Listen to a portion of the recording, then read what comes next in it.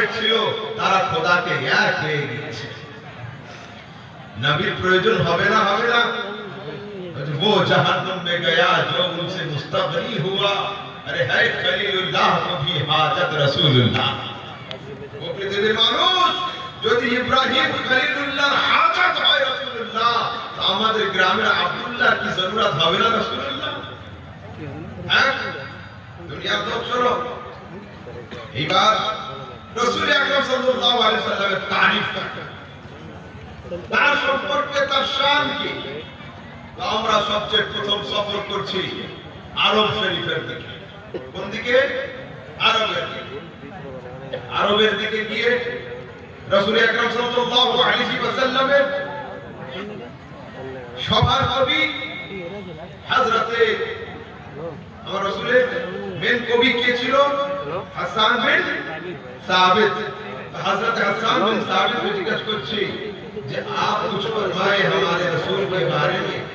हजरत हसन बिन साबित बोल पड़े वाजमल मिन कलम तराक़त आईनी واحسن من कलम तलिद النساء خلقت من كل عيب كأنك قد خلقت كما تشاء। তোমার মতো সুন্দর আমার চোখ দুনিয়াতে কাউকে দেখেনি, আর তোমার মতো এত নিখুঁত দুনিয়াতে কোনো মা পয়দাই করেনি।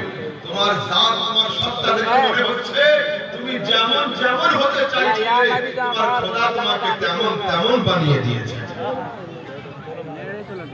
মিশর থেকে সফর শুরু, মিশর ছেড়ে আরব থেকে সফর শুরু করে আসছি মিশরের দিকে।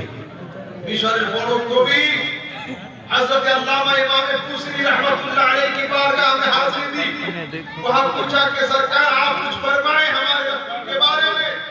हजरत इमाम बुसरी बोल पड़े फइन फतराही लैसा हक़्क़ुन युरिब अन्हु नातिक़ुन बिफमी। अरे दुनिया लोग मुस्तफा जात সম্পর্কে যে যা বলে রাসূলের হাকিকত কেউ বয়ান করতে পারে না, নিজের আলফাজ কে ও জাহির করে থাকে। যেমন চাঁদ রাতে একজন লোক বাড়ির ছাদে উঠলো, उठे बच्चे मुफ्ती साहब रायतुल कमर अला सक़फ़, मैंने छत पर चांद देखा।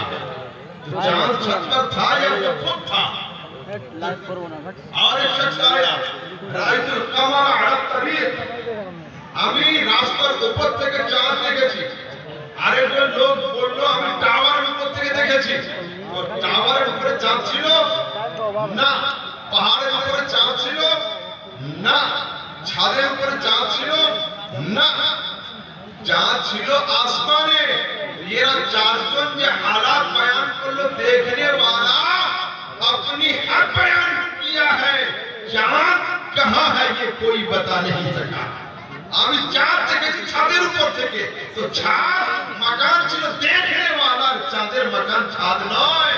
ও পৃথিবীর মানুষ মুস্তাফার জাত সম্পর্কে যখন কেউ প্রশংসা করে তো ও নিজের আলফাজ জাহির করে, হাকিকতে মুস্তাফাকেও বয়ান করতে পারে না। ঠিক আছে, মিশরের সফর শেষ করলাম, এবার আসছে হযরত শেখ সাদির কাছে।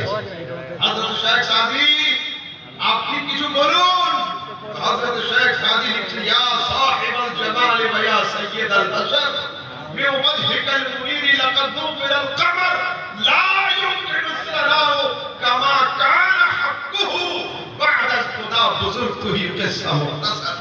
मुख्तसर किस्सा এতটুকুই कि खुदा পরে সবচেয়ে बुजुर्ग जात হলো তোমার जात।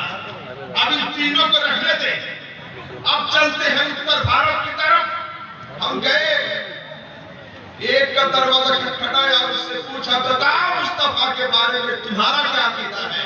वो बोल पड़े मुस्तफा तो हम जैसे बशर थे, उसका दरवाजा हमने छोड़ा। दूसरे के पास पहुंचे, उससे पूछा बताओ तुम्हारा क्या ख्याल है।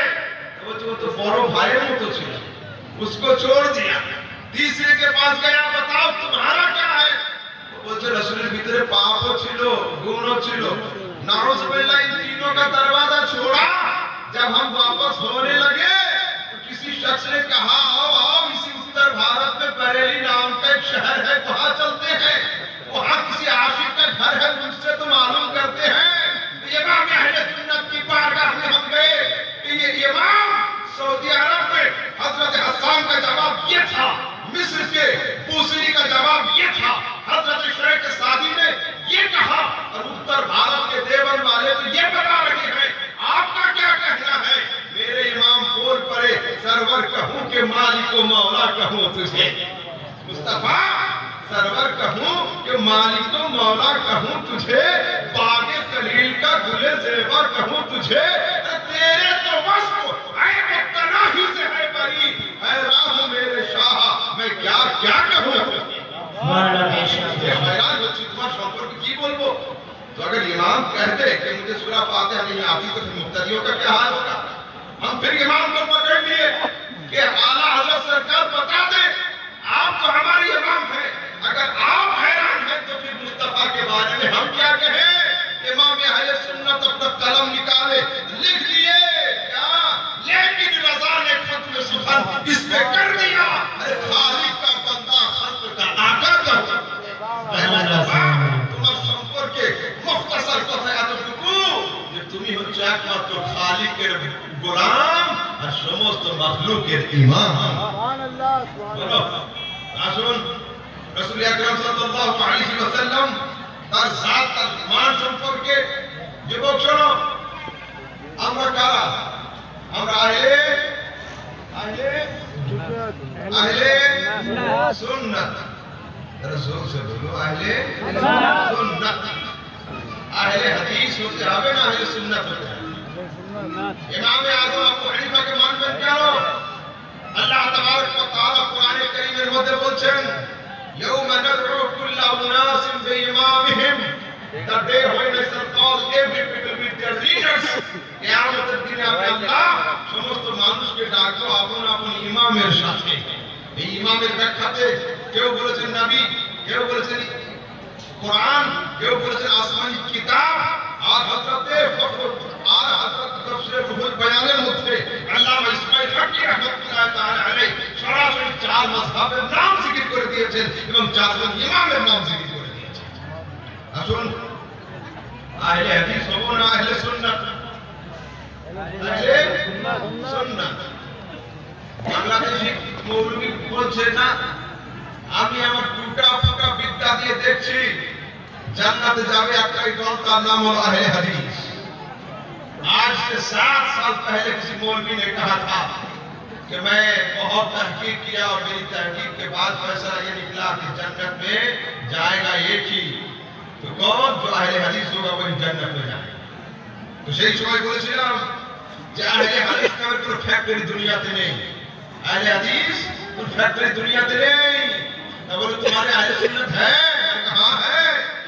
सियासत तिरमिजी शरीफ पढ़ो, सरासरी अहले सुन्नत वल जमा एक जुमला রয়েছে তিরমিজির হাদিসে। সুবহানাল্লাহ।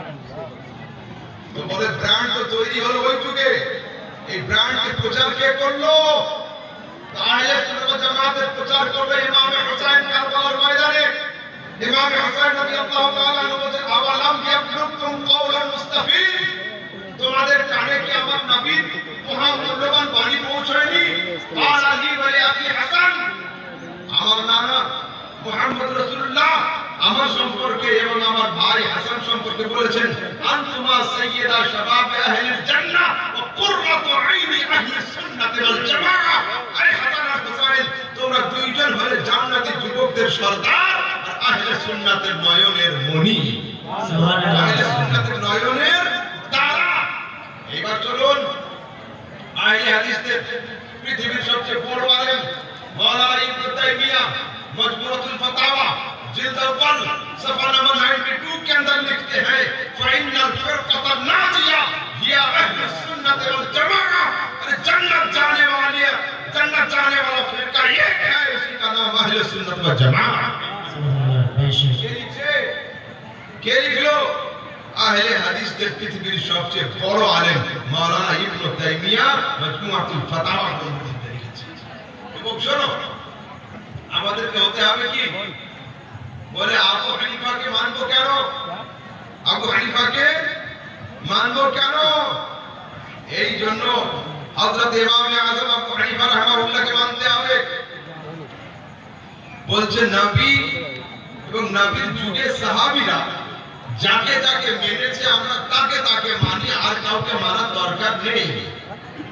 তো শোনেন, আমরা যখন বাইরে যাই, কোনো জায়গায় মাঠে যাই খেতি বাড়ি করার জন্য, তো খেতি বাড়ি যেখানে হয় মাঠে একটা করে পানির কল থাকে, তাই না? পানির কল থাকে। তো পানির কলের পরে ফার্স্ট প্লটে যা জমি থাকে, ওই জমিতে পানি প্লটে ফার্স্ট প্লটে যা জমি থাকে ওই প্লটে পানি দেওয়ার জন্য কোনো পাইপ লাগাতে হয় না। মেশিন চালু করে দিলে ডাইরেক্ট ওখানে পানি চলে আসে। কি হলো?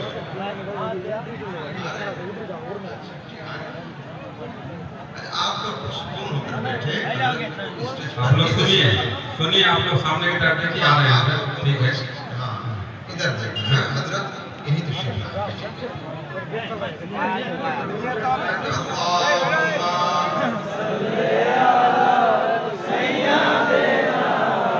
बंद कर दो।